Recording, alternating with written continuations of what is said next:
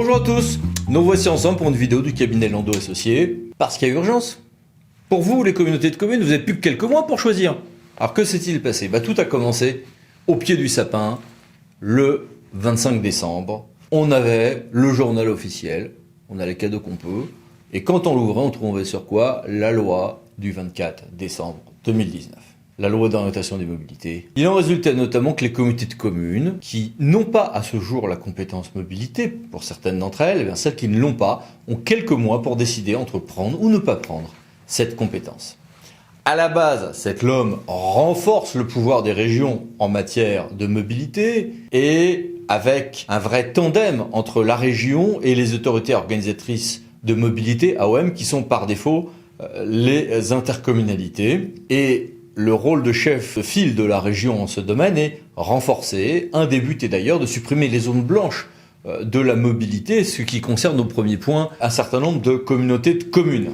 Ce tandem région-EPCI est donc tout à fait important avec des AOM, autorités organisatrices de mobilité, qui sont donc encore une fois par défaut les intercommunalités à fiscalité propre, mais qui peuvent être aussi des grands syndicats avec des compétences classiques, mobilité urbaine, transport en commun, conseil en matière de mobilité, mais aussi des un peu plus nouvelles, mobilité solidaire, etc. Et puis au niveau de la région, une meilleure intégration de routiers, du ferré, etc.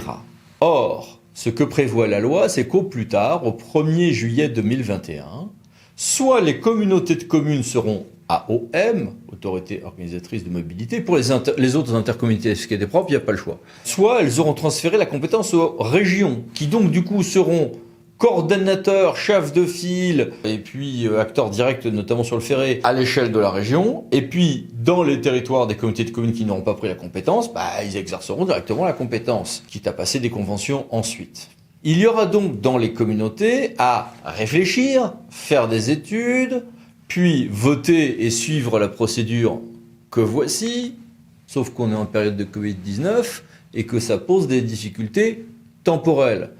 Eh bien, là est intervenue en période de Covid-19 donc l'ordonnance du 1er avril 2020, la 2020-391, qui proroge le délai pour la délibération de l'organe délibérant décidant du transfert. Celle-ci devra intervenir avant donc le 31 mars 2021 et non plus décembre 2020. Il y a un certain nombre de cas particuliers que voici, notamment l'Île-de-France, mais pas uniquement. Mais en dehors de ces cas-là, donc les comités de communes vont devoir faire des études et décider en interne s'ils prennent ou pas la compétence, qui est un choix vraiment stratégique. En gros, pour l'automne 2020, le temps ensuite de finaliser un certain nombre d'accords, de discuter avec la région et de faire voter tout le monde. À la majorité qualifiée classique, moitié, deux tiers, moitié, dont un quart.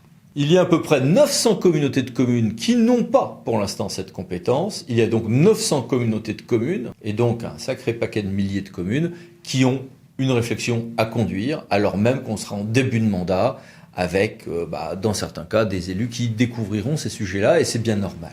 Donc, c'est un enjeu tout à fait majeur.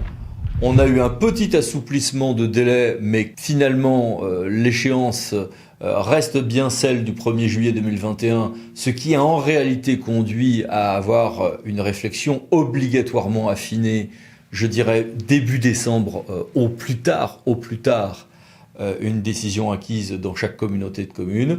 Ça fait beaucoup de travail, mais c'est en même temps passionnant, donc bon courage, à bientôt. Merci, au revoir.